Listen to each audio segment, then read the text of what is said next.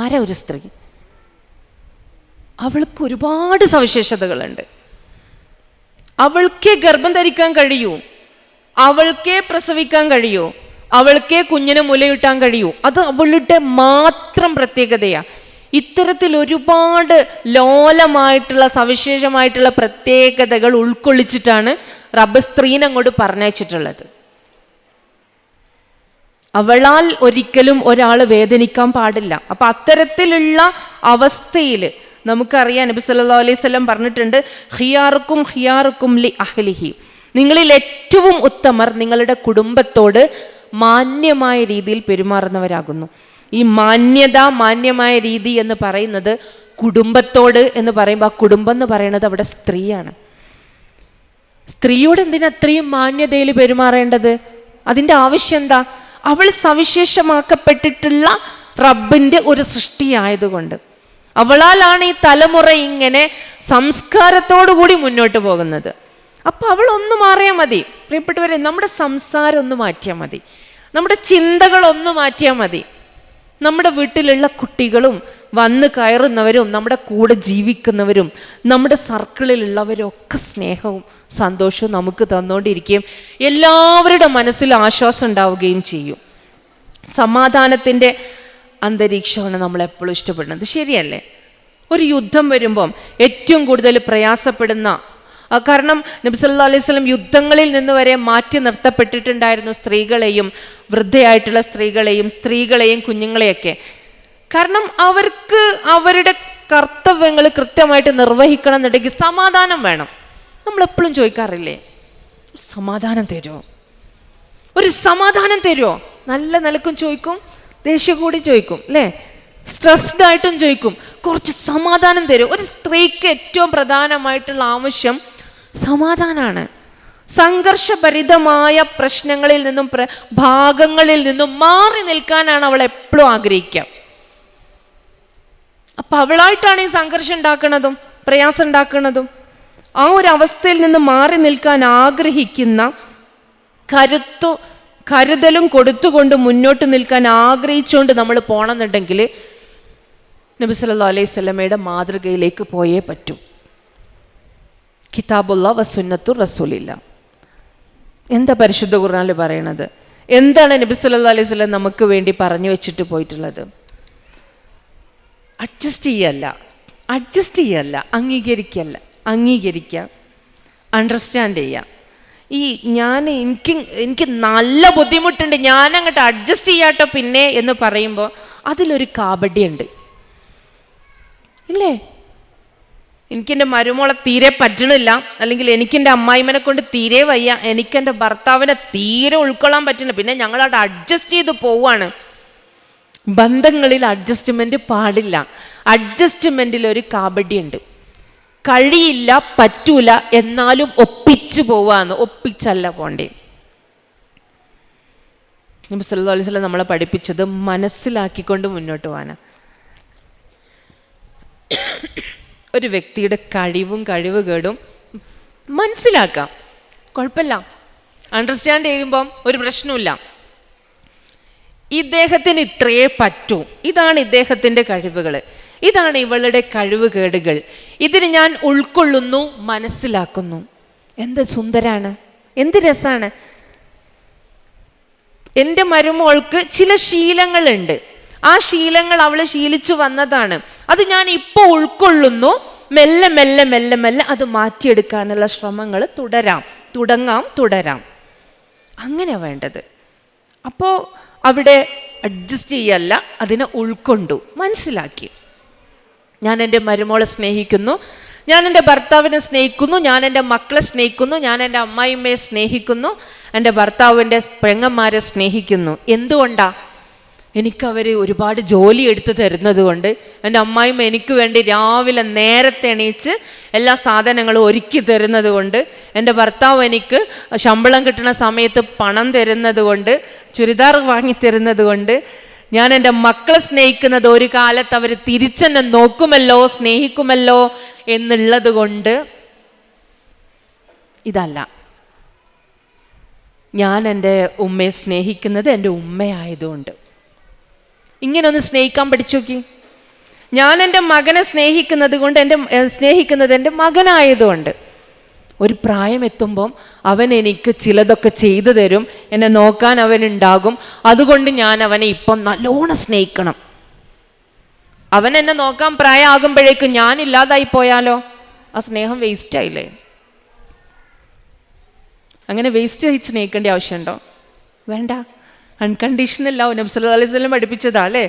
ഇങ്ങനെ അടിച്ചു വാരിയിട്ട് എന്നും നബി സല്ലല്ലാഹു അലൈഹി വസല്ലമയുടെ മുതുകിലേക്കാണ് ഇട്ടുകൊണ്ടിരിക്കുന്നത് വേസ്റ്റ് അല്ലേ? ഈ വേസ്റ്റ് സ്ഥിരമായിട്ട് കൊണ്ടിരിക്കുന്ന ഒരാളെ, ഒരു സ്ത്രീയെ കാണാതായപ്പം സമാധാനമായി, ആശ്വാസമായി. അല്ല, തെരഞ്ഞുപോയി. എന്ത് സംഭവിച്ചു? മേലേക്ക് പോയി തെരഞ്ഞു നോക്കിയപ്പോൾ അവർ പനി പിടിച്ച് കിടക്കാണ്. അവരുടെ അടുത്ത് പോയി സൗഹൃദ സംഭാഷണം നടത്തി, അവർക്ക് ആശ്വാസം കൊടുത്തു, പ്രാർത്ഥിച്ച് തിരിച്ചു പോന്നു. ഇതിനാണ് ഉപാധികളില്ലാത്ത സ്നേഹം എന്ന് പറയുന്നത്. വരുന്ന സമയത്ത് വീട്ടിലേക്ക് പുതുതായിട്ട് വരുന്ന ഒരു പെൺകുട്ടിയെ, അല്ലെങ്കിൽ പുതുതായി ഉണ്ടാകുന്ന ഒരു ബന്ധത്തെ, അല്ലെങ്കിൽ സ്വന്തം മക്കളെ, സ്വന്തം ഭർത്താവിനെ മറ്റുള്ളവരുടെ വായകളാലും അവരുടെ സംസാരങ്ങളാലും അല്ല നമ്മൾ ഉൾക്കൊള്ളേണ്ടത്. നമ്മൾ ഹൃദയം തുറന്ന് സ്വീകരിക്കാം. ഞാൻ എന്ന വ്യക്തിക്ക് റബ്ബ് നൽകിയിട്ടുള്ള കുറേ മൂല്യങ്ങളുണ്ട്. ആ മൂല്യം വെച്ചുകൊണ്ടായിരിക്കും ഞാൻ എൻ്റെ കുടുംബാംഗങ്ങളോടൊക്കെ പെരുമാറുന്നത്. ഈ രീതിയിലായിരിക്കും ഞാൻ എൻ്റെ ഭർത്താവിനെ ട്രീറ്റ് ചെയ്യുന്നത്, എൻ്റെ ഭർത്താവിൻ്റെ മാതാപിതാക്കളെ ട്രീറ്റ് ചെയ്യുന്നത്. ഈ രീതിയിലൂടെ നിങ്ങളൊന്ന് മുന്നോട്ട് പോയിക്കൊണ്ട് നോക്കി. അപ്പോൾ ഈ പറയുന്ന ഉൾക്കൊള്ളുക എന്ന് പറയുന്ന അവസ്ഥ നമ്മളിലേക്ക് വരും. അവിടെ നമ്മൾ അറിയാതെ നമ്മുടെ ഹൃദയം ഇങ്ങനെ വിശാലമാകും. ഈ ഹൃദയ വിശാലത വരുന്നതോടുകൂടി പിന്നെ ഒരു പ്രശ്നം ഉണ്ടാവില്ല. പിന്നെ നമ്മൾ ചെയ്യുന്ന ഓരോ ജോലികളും ആർക്ക് വേണ്ടിയായിരിക്കും എന്നറിയോ? വീട്ടുകാർക്ക് വേണ്ടി ആയിരിക്കൂല, ഭർത്താവിന് വേണ്ടി ആയിരിക്കൂല, ഭർത്താവിൻ്റെ പ്രായമായ മാതാപിതാക്കൾക്ക് വേണ്ടി ആയിരിക്കൂല. അവർക്ക് വേണ്ടി ഞാൻ രാവിലെ 4 മണിക്ക് എണീച്ചിട്ട് ചുടുവെള്ളം ഉണ്ടാക്കി കുഴമ്പ് പുരട്ടിക്കൊടുത്തു എന്നൊക്കെ ഇങ്ങനെ പറയുമ്പോൾ അവർക്ക് വേണ്ടി എന്നുള്ളത് മെല്ലെ മെല്ലെ മാറും. എനിക്ക് വേണ്ടി എന്നാവും. അതെങ്ങനെ എനിക്ക് വേണ്ടിയാവാം? ഞാൻ എൻ്റെ കുടുംബത്തിൽ ചെയ്യുന്ന ഓരോ സേവനങ്ങളും സഹായങ്ങളും സഹായമല്ല, ഞാൻ ചെയ്യേണ്ടതാണ്. അത് എനിക്ക് വേണ്ടിയാണ്. അതെൻ്റെ തുലാസിൽ ഇങ്ങനെ കനം തൂങ്ങിക്കൊണ്ടിരിക്കുക. എൻ്റെ ഭർത്താവിൻ്റെ പ്രായമായ പിതാവിന് ഒരു ഗ്ലാസ് ചുടുവെള്ളം കൊണ്ടുപോയി കൊടുക്കുന്നത് അദ്ദേഹത്തിന് വേണ്ടിയല്ല, എനിക്ക് വേണ്ടിയാണ്. എനിക്ക് ആ പുണ്യം കിട്ടണം, എൻ്റെ ഖബർ വിശാലമാകണം, എനിക്ക് സ്വർഗം കിട്ടണം. അതിൽ നമുക്ക് സ്വാർത്ഥതയൊക്കെ ഉണ്ടാവും, അതിനൊരു കുഴപ്പമില്ല. അവിടെ നമുക്ക് സ്വാർത്ഥത കാണിക്കാം. നമുക്ക് സ്വർഗം കിട്ടാനും നമ്മുടെ ഖബർ വിശാലാവാനും നമ്മുടെ ബർസഹി ജീവിതം ഏറ്റവും സന്തോഷത്തോടു കൂടി ആവാനൊക്കെ നമുക്കിങ്ങനെ സ്വാർത്ഥത കാണിച്ച് പ്രാർത്ഥിക്കാം, ഒരു പ്രശ്നമില്ല. അപ്പോൾ ചെയ്യുന്ന ഓരോ ജോലികളും എനിക്ക് വേണ്ടിയോ? ഇത് നല്ല രസമുണ്ടല്ലോ. സംസാരിക്കുമ്പോൾ വേണ്ട, ഇങ്ങനെ പറയണ്ട, ചെയ്തതിൻ്റെ പുണ്യം കളയണ്ട. ഒരുപാട് നന്മകൾ ഞാനിങ്ങനെ ഒരു കൂട്ടി വെച്ചുകൊണ്ടിരിക്കുക. ഞാനായിട്ട് എൻ്റെ നാവ് കൊണ്ട്, എൻ്റെ സംസാരം കൊണ്ട് എൻ്റെ നന്മകളെ കരിച്ച് കളയണ്ട. അസൂയ കൊണ്ട് അല്ലേ? അസൂയ നബി സല്ലല്ലാഹു അലൈഹി വസല്ലം പറഞ്ഞപ്പോൾ വിറക്, പിന്നെ ഇങ്ങനെ വിറകിനെ തീ ഇങ്ങനെ കരിച്ച് കളയുന്നത് പോലെയാണ് അസൂയ നമ്മുടെ നന്മകളെ കരിച്ചു കളയാന്നാണ് പറഞ്ഞത്. തീരെ നമുക്ക് സഹിക്കാൻ പറ്റാത്ത കാര്യങ്ങളാണ്. ഒരാൾക്കൊരു നന്മ വരുമ്പം, അയാൾക്ക് ഒരു ഗുണം വരുന്ന സമയത്ത് അവിടെയൊക്കെ നമ്മുടെ അസൂയ എങ്ങനെ വർക്കൗട്ട് ചെയ്യണത്. നമ്മളെങ്ങനെ നശിപ്പിച്ചുകൊണ്ടിരിക്കുക, നമ്മളെ നന്മനെങ്ങനെ നശിപ്പിച്ചുകൊണ്ടിരിക്കുക. നിങ്ങളൊന്ന് ആലോചിച്ച് നോക്കുക. അപ്പോൾ അവിടെ നമ്മൾ മനസ്സിലാക്കുക, ഉൾക്കൊള്ളുക, എന്നിട്ട് ഉപാധികളില്ലാത്ത സ്നേഹം കൊടുക്കുക. മക്കളോട് സംസാരിക്കുമ്പോൾ മുതിർന്ന മക്കളൊക്കെ ആണെങ്കിൽ ആദരവോടുകൂടി സംസാരിക്കാം. With all respect. മോനെ, ഏറ്റവും ബഹുമാനത്തോടു കൂടി ആദരവോടുകൂടി ഞാൻ പറയാണ്, ഉമ്മാനോട് എന്തെങ്കിലും തുറന്ന് പറഞ്ഞിട്ടില്ലെങ്കിൽ അത് പ്രയാസമാവും കേട്ടോ. ഉമ്മാൻ്റെ അടുത്ത് എന്തുണ്ടെങ്കിലും മക്കൾ പറയണം. പെൺകുട്ടികളോടായാലും ആൺകുട്ടികളോടായാലും ഒക്കെ അവരുടെ പ്രായത്തെയൊക്കെ പരിഗണിച്ചുകൊണ്ട് അവരോട് സംസാരിക്കാം. ഇപ്പോൾ നമ്മൾ ഇത്രയും പ്രയാസം ഒരു സാഹചര്യം ഉണ്ടാവാനുള്ള കാരണം അവർ മാറി, ജനറേഷൻ മാറി, തലമുറ മാറി, സൊസൈറ്റി മാറി, എല്ലാം മാറി. പക്ഷെ നമ്മൾ മാറാൻ കുറച്ച് മടി വന്നു. ഞാൻ വിചാരിച്ച പോലെ ഞാൻ ഇതിൻ്റെ അപ്പുറത്തേക്ക് എനിക്ക് കഴിയില്ല, ഇങ്ങനെയൊക്കെ ഒപ്പിച്ച് പോകാൻ പറ്റുമെങ്കിൽ പോയാൽ മതി. അല്ല, നമ്മൾ മാറണം. അവർക്കൊപ്പം നമ്മളിങ്ങനെ മാറിക്കൊണ്ടിരുന്ന ഒരു കുഴപ്പമില്ലെന്നേ. ആ രീതിയിൽ നമ്മൾ മുന്നോട്ട് പോവാം. അപ്പോൾ കുട്ടികൾ നമ്മളെടുത്ത് വരുന്ന സമയത്ത്, അല്ലെങ്കിൽ കുട്ടി ഒന്നിങ്ങനെ നമ്മുടെ അടുത്ത് കൂടെ വരുമ്പോഴേക്ക് അവരുടെ ശരീരത്തെയോ അവരുടെ ചെയ്തികളെയോ അവർ ചെയ്തുകൊണ്ടിരിക്കുന്ന കാര്യങ്ങളെ ഒന്ന് കുറ്റപ്പെടുത്തിക്കൊണ്ടിരിക്കണ്ട. അവർ ചിലതൊക്കെ ചെയ്യട്ടെ, അവർ കുറച്ച് സമയമൊക്കെ കണ്ണാടിയിൽ ഇങ്ങനെ നോക്കിക്കോട്ടെ. അവർ കണ്ണാടി നോക്കുമ്പോഴേക്കിനാ ഏത് നേരം ഇതിൻ്റെ മുന്നിൽ തന്നെ എന്ത് പറയണ്ട, അവനൊരു വലിയ ആൺകുട്ടിയാണ്. അവൻ്റെ മുടിയുടെ ഷേപ്പും അവൻ്റെ മുഖത്ത് വന്നുകൊണ്ടിരിക്കുന്ന പിമ്പിൾസും അവൻ്റെ ശരീരത്തിൻ്റെ മാറ്റങ്ങളും അവനിങ്ങനെ ചെയ്തുകൊണ്ടിരിക്കുന്ന വർക്കൗട്ട് അവൻ്റെ ശരീരത്തിൽ എത്രത്തോളം റിസൾട്ട് ഉണ്ടാക്കുന്നുണ്ട് നിരന്തരമായിട്ട് ഇങ്ങനെ നോക്കട്ടെ. അള്ളാഹു ഭംഗി ഇഷ്ടപ്പെടുന്നല്ലേ, അപ്പോൾ ഭംഗി ഉണ്ടാവട്ടെ മക്കള്. ഇതൊക്കെ നമ്മളിങ്ങനെ കാണുന്ന സമയത്ത് നിരന്തരമായിട്ട് അവർ ചെയ്തുകൊണ്ടിരിക്കുന്ന കാര്യങ്ങളിൽ എപ്പോഴും ഇങ്ങനെ എതിര് പറയാതെ, എതിർപ്പ് പ്രകടിപ്പിക്കാതെ, വല്ലപ്പോഴൊക്കെ സന്തോഷത്തോടെ സ്നേഹത്തോടെ അടുത്തിരുത്തി പറയുമ്പോൾ അവർ നമ്മളെ കൂടെ കൂടിത്തരും. ഇല്ലാന്നുണ്ടെങ്കിൽ ഒന്നും തുറന്നു പറയാൻ തയ്യാറാവില്ല. ഒരു പെണ്ണായിക്കോട്ടെ ആണായിക്കോട്ടെ, അവർ നമ്മുടെ കൂടെ ഇരിക്കാനോ കാര്യങ്ങൾ സംസാരിക്കാനോ ഒന്നിനും തയ്യാറാവില്ല. ഏറ്റവും നല്ല സ്നേഹം കൊടുക്കുക, ഈ പറയുന്ന ഉപാധികളില്ലാത്ത സ്നേഹം. അന്ന് തരക്കടില്ല, അന്ന് കുറച്ചൊക്കെ പണിയെടുത്താൽ പോയത്, അതുകൊണ്ട് ഇങ്ങോട്ട് വാ അമ്മച്ചിന്ന് എനിക്ക് വൈകുന്നേരം ഇതുണ്ടാക്കിത്തരാം അതുണ്ടാക്കിത്തരാം, അങ്ങനെയല്ല. അപ്പോൾ ഒരിക്കലും ഒരു ഉമ്മ പറഞ്ഞത്, ടീച്ചർ നിങ്ങളിങ്ങനെ ഉമ്മാനെ സ്നേഹിക്കണം എന്നിങ്ങനെ പറഞ്ഞ് മനുഷ്യന് പ്രണയിക്കാൻ പോലും പറ്റാതെയായി. ഒരു മോള് പറഞ്ഞതാ. ഞാൻ ചോദിച്ചു, ഇതെങ്ങനെയാ മോളെ? ഞാൻ ഉമ്മാനെ സ്നേഹിക്കാനല്ലേ പറഞ്ഞത്, പ്രണയിക്കാത്തത് നന്നായി, എന്നാൽ ഇതെങ്ങനെ വർക്കൗട്ട് ചെയ്തു എന്നുള്ളത്. അതോ ഞാൻ 8ലും 9ലും 10ലും ഇരിക്കുന്ന സമയത്ത് ഈ വാക്കുകൾ കേട്ടിട്ട് ഞാനിങ്ങനെ സ്കൂൾ വിട്ട് വരുമ്പോഴേക്കും ഞാൻ കാണാൻ കുളിച്ച് വൃത്തിയായി നല്ല മാക്സിയും നല്ല തട്ടൊക്കെ ഇട്ട് സുന്ദരിയായിട്ട് ഉമ്മ ഇങ്ങനെ ഇരിക്കുന്നുണ്ടാവും കൊലായിൽ തന്നെ. എന്നിട്ട് മോളെ എന്തൊക്കെ ഉണ്ട്, ഇന്ന് എന്തൊക്കെയാ സ്കൂളിൽ നടന്ന കാര്യങ്ങൾ മോള് പറഞ്ഞേന്ന് പറഞ്ഞിട്ട് എന്നെ ചേർത്ത് പിടിച്ച് ഉമ്മ അങ്ങനെ ഇരിക്കും. ഉമ്മാനെ സ്നേഹിക്കാൻ പറഞ്ഞതുകൊണ്ട് ഞാൻ എല്ലാം തുറന്നു പറയും. മമതൻ്റെ മുന്നിലൂടെ അങ്ങനെ പോയപ്പം അൻഫസ് എന്നെ വിളിച്ചു, ഞാൻ തിരിഞ്ഞു നോക്കുമോ, ഞാൻ ഉമ്മാൻ്റെ കുട്ടിയല്ലേ, ഞാൻ നേരെ അങ്ങോട്ട് പോന്നു. ഇങ്ങനെ എല്ലാം. അപ്പോൾ ഉമ്മ ഇങ്ങനെ പറഞ്ഞു കൊടുക്കും, ഉമ്മാൻ്റെ കുട്ടി അങ്ങനെ തന്നെയാണ് വേണ്ടത് കേട്ടോ, നമ്മൾ അനാവശ്യമായിട്ടുള്ള ബന്ധങ്ങളിലേക്ക് വീഴാനോ പോകാനോ പാടില്ല, ഇങ്ങനെയൊക്കെ പറഞ്ഞു കൊടുക്കും. +1 അതേപോലെ തന്നെ +2ലൊക്കെ എത്തിയപ്പോഴേക്ക് എല്ലാവരും എന്നെ കളിയാക്കാൻ തുടങ്ങി. നീ ഒന്നിനും കൊള്ളാത്തവളാണ്, നിനക്കൊരു റിലേഷൻഷിപ്പും ഇല്ല, നീ വേസ്റ്റാണ്. അവൾ തീരുമാനിച്ചു, ഇനി ഉമ്മാൻ്റെ കൂടെ സ്നേഹിച്ച് നിന്നാൽ പറ്റൂല, ഉമ്മാൻ്റെ സ്നേഹം എന്നെ ഇത്തരം കാര്യങ്ങളിൽ നിന്ന് മാറ്റി നിർത്താണ്. കുട്ടികൾ എന്നോട് പറഞ്ഞത്, ഹയർ സെക്കൻഡറിയിലേക്കും പിന്നെ കോളേജിലേക്കും ഞങ്ങൾ പോകുന്നത് ഒരു ആദ്യത്തെ ഞങ്ങളുടെ ഉദ്ദേശം ഒരു പാർട്ട്ണർ ഉണ്ടാക്കുക, ഒരു ഇണയെ കണ്ടെത്തുക. രണ്ടാമത്തെ ഉദ്ദേശമാണ് പഠിക്കുക എന്നുള്ളത്. സ്ഥിരമായിട്ട് മക്കൾ പറയുന്ന കാര്യമാണ്. എല്ലാ മക്കളും അല്ലട്ടോ, നമ്മുടെ പെൺകുട്ടികളാണ് ഏറ്റവും കൂടുതൽ കണക്കനുസരിച്ച് ആൺകുട്ടികൾക്ക് ഇൻസ്റ്റഗ്രാമിലൂടെ റിക്വസ്റ്റ് അയക്കുന്നത്. എന്ത് റിക്വസ്റ്റ്? ഫോളോ ചെയ്യാനുള്ള റിക്വസ്റ്റുകളല്ല, പ്രണയിക്കാനുള്ള റിക്വസ്റ്റുകൾ.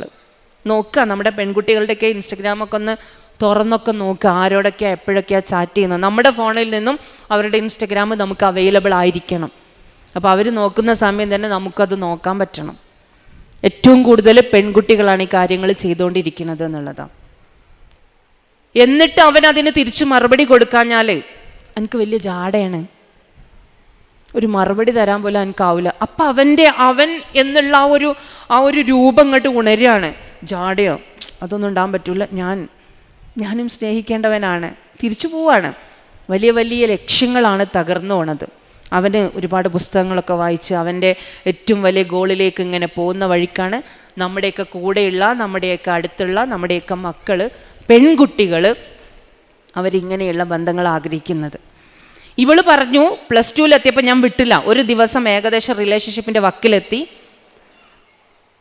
ഞാൻ സ്കൂൾ വിട്ടു നേരെ ഓടിച്ചൊന്ന് ഉമ്മയുടെ സുന്ദരിയായിട്ടിരിക്കണ്. ഞാൻ ഓടിച്ചെന്ന്, ഉമ്മ എനിക്ക് മുദ്രയിക്കാണ്ട് ഞാൻ ഓടിപ്പോട്ടെ എന്ന് പറഞ്ഞ് ടോയ്ലറ്റിലേക്ക് ഓടിപ്പോയി, മേലെ അവളുടെ റൂമിലേക്ക്. തിരിച്ചിറങ്ങിയില്ല. ഉമ്മ മോളെ വാ ഭക്ഷണം കഴിക്കുക അങ്ങനെ ഇങ്ങനെയെന്നൊക്കെ പറഞ്ഞ് വിളിക്കുന്നുണ്ട്, പക്ഷെ അവൾ തിരിച്ചിറങ്ങിയില്ല. അവൾ പറഞ്ഞു, ഉമ്മ എനിക്ക് ഒരുപാട് എഴുതാനുണ്ട്, ഞാൻ കുളിച്ച് ഫ്രഷായി ഇവിടെ നിന്ന് എഴുതട്ടെ, ഫുഡ് കഴിക്കാൻ സമയമാകുമ്പോഴേക്കിന് ഞാൻ വന്നോളാം. 10:30 സമയം, വിട്ടുകൊടുക്കാൻ പറ്റൂല. 10:30 മെല്ലെ മെല്ലെ മെല്ലെ ഇങ്ങനെ ഇറങ്ങി, സ്റ്റെപ്പ് ഇറങ്ങി അടുക്കളയിലേക്ക് പോയി. ഏകദേശം എല്ലാവരും ഉറങ്ങിയിട്ടുണ്ടാവും എന്നുള്ള ആ ധാരണയിൽ ഇങ്ങനെ പോകുമ്പോൾ ഡൈനിങ് ഹാളിൽ ഒരു കസേരയൊക്കെ വലിച്ചിട്ടിട്ട് ഡൈനിങ് ടേബിളിൻ്റെ അടുത്ത് ഇങ്ങനെ ഉമ്മ ഇരിക്കുന്നുണ്ട്. അല്ല മോളെ, നമ്മളിന്നൊന്നും പറഞ്ഞില്ലല്ലോ, എന്നിട്ട് പിന്നെ എന്തൊക്കെയുണ്ടായേ? പോയി, എല്ലാം കയ്യിൽ നിന്ന് പോയി ടീച്ചറെ, ഇതാ പറഞ്ഞത്. കൊടുക്കാൻ പറ്റും, സ്നേഹം കൊണ്ട് ശാസിക്കാം നമുക്ക്. സ്നേഹം കൊടുക്കുക, സ്നേഹം കൊണ്ട് ഉപദേശിക്കുക, സ്നേഹം കൊണ്ട് ചീത്ത പറയുക, സ്നേഹം കൊണ്ട് വരിഞ്ഞു മുറുക്കിയിട്ട് ആ സ്നേഹമാകുന്ന ചരടിൻ്റെ ഉള്ളിൽ നമ്മുടെ മക്കളായിക്കഴിഞ്ഞാൽ ഒരു പരിധി വരെ അവർ നമ്മുടെ മനസ്സുറക്കും. ചില കുട്ടികളൊക്കെ പറയാറുണ്ട് 2 മാസമൊക്കെ കഴിയുമ്പോൾ ഉമ്മമാരോട്, ഞാൻ പറയണ്ടെന്ന് വിചാരിച്ചതായിരുന്നു, പക്ഷെ ഞാൻ പറയാണ് എന്ന് പറഞ്ഞിട്ട് മതി, എന്നാലും മതി. കാണുമ്പോക്കിന് കുറ്റപ്പെടുത്തരുത്. കാണുമ്പോഴേക്കിന് അവരുടെ ആറ്റിറ്റ്യൂഡിനെ ഇപ്പം ബോയ്സൊക്കെ പറയണത് പിന്നെ നമ്മൾ അത്യാവശ്യം മുടിയും അതേപോലെ തന്നെ നല്ല ബോഡിയും നല്ല ഫിറ്റൊക്കെ ആയി നല്ല നല്ല സുന്ദരനായിട്ട് നടന്നിട്ടില്ലെങ്കിൽ നമുക്കൊരു ടീം ഉണ്ടാവില്ല എന്നാണ്. പുതിയ കാലഘട്ടത്തിലെ തോട്ടം അതൊക്കെയാണ്. സ്കൂളിൽ ഒരു ടീം ഉണ്ടാവില്ല, കോളേജിലെത്തുമ്പോൾ നമ്മളിങ്ങനെ ഒറ്റപ്പെട്ട രീതിയിലായി മാറും. അപ്പോൾ അവരുടെ ബോഡി ബിൽഡ് ചെയ്യണതിനൊന്നും ഒരു പ്രശ്നമില്ല. ഇതിനൊക്കെ ഉൾക്കൊണ്ടും അംഗീകരിച്ചുകൊണ്ടൊക്കെ മുന്നോട്ട് പോകാന്നുള്ളതാണ്. മാക്സിമം അഭിനന്ദിക്കുകയും ചെയ്യാം. നബി സല്ലല്ലാഹു അലൈഹി വസല്ലം നമ്മളെ പഠിപ്പിച്ച കാര്യമാണ് അംഗീകരിക്കുക, അഭിനന്ദിക്കുക. ഒരു നന്മ ചെയ്താൽ ഉടനെ തന്നെ അത് പിന്നേക്ക് വെക്കരുത്, ഉടനെ തന്നെ അഭിനന്ദനങ്ങൾ കൊടുക്കുക. ഒരു മടി കാണിക്കണ്ട. ബാപ്പ ആയിക്കോട്ടെ ഉമ്മ ആയിക്കോട്ടെ തിരിച്ചിങ്ങോട്ടും കിട്ടും. ഉമ്മ നന്നായിന് കേട്ടോ, കറി നന്നായിന്, പത്തിരി നല്ല സോഫ്റ്റ് ഉണ്ട്, കിട്ടും എന്നുള്ളത് ഉറപ്പാണ്. അങ്ങോട്ട് കൊടുത്തില്ലെങ്കിൽ കിട്ടൂല. കിട്ടാൻ വേണ്ടിയിട്ടാവരുത് കൊടുക്കുന്നതും. ഇതും ശ്രദ്ധിക്കണം. കിട്ടുമല്ലോ എന്ന് വിചാരിച്ചിട്ട് കൊടുക്കരുത്. നമ്മളെ മനസ്സൊക്കെ വായിക്കാൻ അവർക്ക് എത്ര എളുപ്പത്തിൽ കഴിയും, ആ രീതിയിലായിരിക്കണം നമ്മൾ അവരുടെ കൂടെ മുന്നോട്ട് പോകേണ്ടത്. പിന്നെ ഈ ഇസ്ലാമികപരമായിട്ടുള്ള ചുറ്റുപാടിലൂടെ നമ്മൾ അവരെ വളർത്തുമ്പം ഒരു കുടുസായിട്ട് ഫീൽ ചെയ്യിപ്പിക്കരുത്. രോഗിയെ കാണാൻ കൊണ്ടുപോകുന്ന സമയത്ത് വരൽ നിർബന്ധമാണ്, മിണ്ടാതെ എൻ്റെ കൂടെ പോന്നോ, ഇതൊക്കെ അത്രമേൽ പുണ്യമുള്ള കാര്യമാണ്, ആ രോഗിക്ക് വേണ്ടി പ്രാർത്ഥിക്കണം എന്നൊക്കെ പറഞ്ഞിട്ട് മസിൽ പിടിച്ചല്ല കൊണ്ടേണ്ടത്. അപ്പം നമ്മൾ സ്നേഹത്തോടെ കൊണ്ടുപോയാൽ അവർക്ക് മുഷിപ്പ് തോന്നുകയും ചെയ്യരുത്. എങ്ങനെ മുഷിപ്പ് തോന്നാതിരിക്കാം? കുറേ സമയം അവർക്ക് മടുക്കുന്നത് വരെ അവിടെ നിൽക്കരുത്. പെട്ടെന്ന് പോയി അവരെ സന്ദർശിച്ച് നമുക്ക് കുറേ സമയം ആ രോഗിയുമായിട്ട് സംസാരിക്കണം എന്നുണ്ടെങ്കിൽ നമുക്ക് പിന്നെ പോവാം. അവർക്ക് മടുക്കാത്ത രീതിയിൽ അവിടെ പോയി കണ്ടു കുറച്ചൊക്കെ സംസാരിച്ചു തിരിച്ചു പോരാം. ആ രീതിയിലായിരിക്കണം എല്ലാ ഇഷ്ടങ്ങൾക്കും എല്ലാ നന്മകൾക്കും കൂടെ നിൽക്കേണ്ടത്. കുറച്ച് റിസ്ക്കാണ്, കുറച്ച് പണിയുണ്ട്. ഈ പണിക്കന്നെയല്ലേ നമ്മളെ മാതാപിതാക്കളെ ആക്കിയത് പഠിച്ച തമ്പുരാൻ. മക്കൾ നമുക്ക് ഉണ്ടായി കഴിയുന്നതോട് കൂടി അല്ലെങ്കിൽ കുഞ്ഞ് ജന്മം കൊള്ളുന്നു എന്ന് അറിയുന്നതോട് കൂടി നമ്മുടെ ചിന്ത മാറാണ്. ഇപ്പോൾ ഓരോ മാതാവിനും ഓരോ പിതാവിനും റബ്ബ് കൊടുത്തിട്ടുള്ള കടമകൾ ഇതൊക്കെ തന്നെയാണ്. അപ്പോൾ ഈ രീതിയിലൂടെ ഓരോ തുറന്ന സമീപനവും തുറന്ന സംസാരവും അവരുടെ വികാരങ്ങളെ തിരിച്ചറിയുക. ദേഷ്യം ഉണ്ടാവും, ചിലപ്പം വെറുതെ ദേഷ്യം വരും, വെറുതെ സങ്കടം വരും, ചിലപ്പം വെറുതെ ഇരിക്കും കുട്ടികൾ, കുളിക്കൂല, തിന്നൂല, കുടിക്കൂല. ചീത്ത പറയണ്ട. അവർ അന്ന് അങ്ങനെ ഇരിക്കുന്നുണ്ട്. നമസ്കരിക്കുന്ന സമയമാകുമ്പോൾ നമസ്കരിക്കാൻ ഓർമ്മിപ്പിക്കാം. ഇടയ്ക്ക് സ്ട്രെസ് ഉണ്ടാവും, പ്രയാസം ഉണ്ടാകും, കരച്ചിൽ വരുമ്പോൾ കരഞ്ഞോട്ടെ. പൊട്ടിത്തെറിക്കുകയാണെങ്കിൽ കുറച്ചൊക്കെ പൊട്ടിത്തെറിച്ച് കഴിഞ്ഞിട്ട് മെല്ലെ അവരുടെ അടുത്ത് പോയിട്ട് എന്താ ഉമ്മാൻ്റെ കുട്ടിക്ക് പറ്റിയത്, ഉപ്പാൻ്റെ കുട്ടിക്ക് എന്താ പറ്റിയത്, എന്നും ഇങ്ങനെ അല്ലല്ലോ, ഒന്നും എന്തോ സംഭവിച്ചിട്ടുണ്ടല്ലോ, ഉമ്മാനോട് പറയും. ഉമ്മല്ലേ എൻ്റെ കൂടെ, ഉപ്പല്ലേ എൻ്റെ കൂടെ, പറയൂ. നിങ്ങളടുത്ത് വന്നിട്ട് അവർ തുറന്ന് കാര്യങ്ങൾ പറയുന്നുള്ളതാണ്. ആ രീതിയിലൂടെ നമ്മൾ കണ്ണിലേക്ക് നോക്കിയിട്ട് തന്നെ, കണ്ണിലേക്ക് നോക്കണം എന്നുള്ളത് വളരെ നിർബന്ധമുള്ള കാര്യമാണ്. നമ്മളോട് ഉമ്മ ഞാൻ പോവാട്ടെ അസ്സലാമു അലൈക്കും എന്ന് പറഞ്ഞാൽ ഇങ്ങനെ കുട്ടികൾ സ്കൂളിലേക്ക് മദ്രസയിലേക്കും പുറത്തേക്കും പോകുന്ന ഒരവസ്ഥ ഉണ്ടാവാൻ പാടില്ല. എപ്പോഴും നമ്മുടെ കൂടെ നമ്മുടെ കണ്ണുകളിലേക്ക് നോക്കി നമ്മുടെ കൈ പിടിച്ച് ചേർത്ത് പിടിച്ച് ചിരിച്ചിട്ട് കാര്യങ്ങൾ പറഞ്ഞിട്ട് തന്നെ പോകണം. ആ ഒരു കമ്മ്യൂണിക്കേഷൻ അതുപോലെ തന്നെ മുന്നോട്ട് പോകണം. ആ രീതിയിൽ തന്നെ നിങ്ങൾ ചെയ്യണം, അങ്ങനെ തന്നെ ഉണ്ടാക്കണം. അപ്പോൾ നമുക്ക് കിട്ടിയിട്ടുള്ള ഏറ്റവും വലിയ സൗഭാഗ്യമാണ് നമ്മുടെ കുടുംബം എന്നുള്ളത്. ആ കുടുംബത്തെ അതുപോലെ തന്നെ മുന്നോട്ട് കൊണ്ടുപോയിട്ടില്ലെങ്കിൽ നാളെ റബ്ബിൻ്റെ മുന്നിൽ നമ്മൾ ചോദ്യം ചെയ്യപ്പെടും എന്നുള്ളത് വ്യക്തമായിട്ട് മനസ്സിലാക്കുകയും വേണം. അങ്ങനെ തന്നെ ജീവിതത്തിൽ ഓരോ ഘട്ടങ്ങളെയും ക്രമീകരിക്കാൻ നമുക്ക് പറ്റണം. കുടുംബത്തിലെ ഇബാദത്തുകൾക്കൊക്കെ വലിയ പ്രതിഫലം ഉള്ളത്. സ്നേഹത്തോടെ എല്ലാവരെയും ഒരുമിച്ച് ചേർത്ത് വിളിച്ചിട്ട്, വീട്ടിൽ നിന്നാണെങ്കിൽ അങ്ങനെ, പള്ളി അടുത്തുണ്ടെങ്കിൽ നിർബന്ധമായിട്ടും പള്ളിയിലേക്ക് ആൺകുട്ടികളെയൊക്കെ കൊണ്ടുപോയി, പെൺകുട്ടികൾക്ക് പോകാൻ പറ്റുമെങ്കിൽ അവരെയും കൊണ്ടുപോയി ഒരുമിച്ച് നമസ്കരിപ്പിച്ച് പ്രാർത്ഥനകളൊക്കെ ചൊല്ലി വീട്ടിലെത്തി തിരിച്ച് ഒരുമിച്ച് ഖുർആൻ പാരായണവും പഠനമൊക്കെ നടക്കാം. എന്നിട്ട് ഈ പ്രാർത്ഥന, കുടുംബത്തിന് വേണ്ടിയിട്ടുള്ള പ്രാർത്ഥന ശീലിപ്പിക്കുക. വല്ലദീന യഖൂലൂന റബ്ബന ഹബ്ലന മിൻ അസ്വാജിന വദുർരിയാതിന ഖുറത അയ്നിൻ വജഅൽനാ ലിൽ മുത്തഖീന ഇമാമ. എല്ലാവരും പെട്ടു, മക്കൾ പെട്ടു, കുടുംബം പെട്ടു, ഇണ പെട്ടു. സൂറത്ത് ഫുർഖാനിൽ എല്ലാവർക്കും വേണ്ടിയിട്ട് ആ കൺകുളിർമ തരാൻ വേണ്ടിയിട്ടുള്ള പ്രാർത്ഥന. ഹലാലായ ജീവിതമായിരിക്കണം വീട്ടിൽ. ഉപ്പമാരും ഉമ്മമാരും ഒക്കെ ശ്രദ്ധിക്കണം, ഹലാലല്ലാത്ത ഒരു കാര്യം അവിടെ ഉണ്ടാവാൻ പാടില്ല. ഹലാലായിട്ടുള്ള വരുമാനമായിരിക്കണം, ഹലാലായ ബന്ധങ്ങളായിരിക്കണം. മാതാപിതാക്കൾക്ക് ഹലാലല്ലാത്ത ബന്ധങ്ങളുണ്ട് എന്നുള്ളത് ഒരു മകനോ മകളോ അറിഞ്ഞു കഴിഞ്ഞാലുള്ള അവസ്ഥ നിങ്ങളൊന്ന് ആലോചിച്ച് നോക്കണം. ഒരിക്കലും നമ്മുടെ ഇടയിൽ അത്തരത്തിലുള്ള ബന്ധങ്ങൾ ഉണ്ടാവാൻ പാടില്ല. ഹലാൽ ഭക്ഷണമായിരിക്കണം. ഒരുമിച്ച് നമ്മളെല്ലാ കാര്യങ്ങളും ചെയ്ത് കാണിക്കുന്നതോടുകൂടി വലിയൊരു മാതൃക കാണിക്കലായി. അപ്പോൾ ആ മാതൃക നമ്മളിൽ ഉണ്ടായ പിന്നെ തോന്നെ ഉപദേശത്തിൻ്റെ ആവശ്യമില്ല. അല്ലെങ്കിൽ നിരന്തരമായിട്ട് ഇങ്ങനെ ഉപദേശിച്ചുകൊണ്ടിരിക്കേണ്ടി വരും. കാരണം നമ്മളിൽ ആ ക്വാളിറ്റി ഇല്ലാത്തതുകൊണ്ടാണ് നമുക്ക് ഉപദേശിക്കേണ്ടി വരുന്നത്. ആ ക്വാളിറ്റി നമ്മളിൽ ഉണ്ടെങ്കിൽ പിന്നെ ഉപദേശിക്കേണ്ട ആവശ്യമില്ല. അവർ കണ്ടറിഞ്ഞ് ചെയ്യുന്നുണ്ടല്ലോ. ആ രീതിയിൽ നല്ലൊരു മാതൃക നമ്മളിങ്ങനെ കാണിച്ചു കൊടുക്കുക. ഉപദേശിക്കുമ്പം എന്തെങ്കിലും ഉപദേശിക്കുകയാണെങ്കിൽ 2 കാര്യം പ്രത്യേകം ശ്രദ്ധിക്കണം. ഒന്ന്, ഉപദേശിക്കുന്ന കാര്യം നമുക്കുള്ള കാര്യമായിരിക്കണം. നമുക്കുള്ള ക്വാളിറ്റിയെ പറയാൻ പറ്റുള്ളൂ. അയൽവാസിയോടുള്ള കടമ നേരത്തെ നമ്മൾ കേട്ടു അല്ലേ, മൗലവി സംസാരിച്ച സമയത്ത്. അപ്പോൾ അയൽവാസിയോടൊക്കെ ഇങ്ങനെ പരദൂഷണവും ഏഷണയും പൊങ്ങച്ചൊക്കെ ഇങ്ങനെ പറയുന്ന കുറേ അവസ്ഥകളുണ്ട്. ആ അയൽവാസിയോട് കാണിക്കുന്ന സമീപനമൊക്കെ നമ്മുടെ മക്കളിങ്ങനെ ശ്രദ്ധിച്ചുകൊണ്ടിരിക്കാം. നമ്മുടെ കുട്ടികൾ മദ്രസയിൽ നിന്നും പുറത്തുനിന്നും നുണ പറയാൻ പാടില്ല എന്ന് പഠിച്ച് നമ്മൾ അവരെക്കുറിച്ച് കുശുമ്പും കുറുമ്പും പറയണതും നുണ പറയുന്നതൊക്കെ ഇവർ കേട്ട് കഴിയുമ്പം ബാധ്യതയും കടപ്പാടും അവിടെ കിടക്കുകയാണ്. എൻ്റെ അനന്തരാവകാശത്തിൽ നിന്ന് പോലും കൊടുക്കണമോ എന്ന് ഞാൻ ഭയപ്പെട്ടു എന്ന് ജിബ്രീൽ അലൈഹിസ്സലാം അല്ലേ പറയുന്നുണ്ട്, നബി സല്ലല്ലാഹു അലൈഹി വസല്ലം. അപ്പോൾ ആ ഒരു സമയത്ത് നമ്മളുടെ ഉള്ളിൽ ആ ക്വാളിറ്റി ഉണ്ടായിരിക്കണം. 2, പറയുന്ന കാര്യം നല്ല കാര്യങ്ങളും ആയിരിക്കണം. ആരെങ്കിലും എന്തെങ്കിലുമൊക്കെ പ്രയാസപ്പെടുത്തിയിട്ടുണ്ടെങ്കിൽ സാരല്ല, പുറത്തു കൊടുക്കുക, വിട്ടുകൊടുക്കുക, മാറി നിൽക്കുക. കുടുംബങ്ങളിലാകുമ്പോൾ, ബന്ധങ്ങളിലാകുമ്പോൾ ചില ആൾക്കാരുടെ സംസാരങ്ങളൊക്കെ വല്ലാതെ പ്രയാസം ഉണ്ടാകും. ഏറ്റവും കൂടുതൽ വിധവകളെ നിങ്ങൾ നല്ലോണം ശ്രദ്ധിക്കുക. നമ്മുടെ വാക്ക് കൊണ്ട് അവർക്ക് മുറിവുണ്ടാകരുത്. യത്തീം മക്കൾ, ടൂറ് പോകാൻ ആഗ്രഹിക്കുന്ന കുറേ യത്തീം മക്കളുണ്ട്. ഇപ്പോൾ ഇവിടെ അടുത്തൊരു 11 വയസ്സുകാരിയായിട്ടുള്ള മോള് പറഞ്ഞത്, എങ്ങോട്ടെങ്കിലുമൊക്കെ ഉമ്മ നമ്മളെയും കൊണ്ട് ടൂറ് പോകുമ്പം ഉമ്മക്ക് പേടിയാണ്, കിട്ടുന്ന സഹായങ്ങൾ കുറഞ്ഞു പോകുന്നുള്ള ഒരു അവസ്ഥയാണ്. നിങ്ങൾക്ക് അതിനൊക്കെ പൈസ ഉണ്ടല്ലേ, നല്ല വസ്ത്രം അവരിടാറില്ല, വസ്ത്രം ഇട്ട് കഴിഞ്ഞാൽ ഇനി കിട്ടാനുള്ളത് കുറഞ്ഞു പോവോ, ജീവിതത്തിൽ വഴിമുട്ടി പോവോ എന്നുള്ള പ്രശ്നമാണ്, പ്രതിസന്ധിയാണ്. ഒരു ഉപ്പ മരണപ്പെട്ടാൽ 100 ഉപ്പമാരാ അവരെ നയിക്കാൻ. വേണ്ട രീതിയിലുള്ള മാനസികമായിട്ടുള്ള ഭക്ഷണം കൂടി കൊടുക്കാൻ തയ്യാറാവണം. അപ്പോൾ ഈ വിധവകളുടെ അടുത്തും യത്തീം മക്കളുടെ അടുത്തൊക്കെ പോകുമ്പോൾ ഏറ്റവും നല്ല സന്തോഷത്തോടു കൂടിയുള്ള കാര്യങ്ങൾ മാത്രം സംസാരിക്കുക. അവരെയൊക്കെ പുറത്ത് കൊണ്ടുപോകാനും അവരെ നമ്മളെ കൂടെ ചേർക്കാനൊക്കെ തയ്യാറാവുക. നമ്മൾ ആരെങ്കിലും വേദനിപ്പിച്ചിട്ടുണ്ടെങ്കിൽ സാരമില്ല, ആക്സെപ്റ്റ് ആൻഡ് റിസീവ് ഇറ്റ്. നമ്മൾ ആക്സെപ്റ്റ് ചെയ്യുക, അതിനെ സ്വീകരിക്കുക, എന്നിട്ട് നമ്മളതിന് കമ്മിറ്റ് ചെയ്ത് കൊടുക്കുക. അപ്പോൾ ഒരാൾ നിങ്ങളെ ചാണകം വാരി എറിഞ്ഞു എന്ന് വിചാരിക്കുക. ആ ചാണകം കൊണ്ട് നമ്മളിങ്ങ് നടക്കുമോ? എന്നെ അവൾ ചാണകം വാരി എറിഞ്ഞു, എൻ്റെ ഡ്രസ്സിൽ ഇതാ ചാണകമായി എന്ന് പറഞ്ഞിട്ട് നടക്കുമോ? നമ്മൾ പെട്ടെന്ന് കഴുകിക്കളയില്ലേ. അപ്പോൾ ആരെങ്കിലും നമ്മളോട് എന്തെങ്കിലും മോശമായിട്ട് സംസാരിച്ചിട്ടുണ്ടെങ്കിൽ അത് നമ്മൾ കഴുകുക. എന്നിട്ട് എനിക്ക് ഇത്രത്തോളം അനുഭവങ്ങൾ തന്നതിന് നന്ദി. നമ്മുടെ മനസ്സിൽ അയാളോട്, അവളോട്, ആരായിക്കോട്ടെ, ആണായിക്കോട്ടെ, പെണ്ണായിക്കോട്ടെ, അവരോടൊരു വലിയ നന്ദി നമ്മുടെ മനസ്സിൽ കൊടുക്കുക. അവർ നമ്മളെ പഠിപ്പിച്ചത് വലിയ പാഠങ്ങളല്ലേ. ഈ രീതിയിൽ നമ്മളിലേക്ക് വരുന്ന എല്ലാ തിന്മകളെയും സങ്കടങ്ങളെയും പ്രയാസങ്ങളെയും മാനസികാവസ്ഥയെയും നമ്മൾ പൂർണ്ണമായിട്ട് കഴുകിക്കളഞ്ഞ് അതിനോട് പൊരുത്തപ്പെട്ട് അതിനെ ഉൾക്കൊണ്ടുകൊണ്ട് മുന്നോട്ട് പോവാം.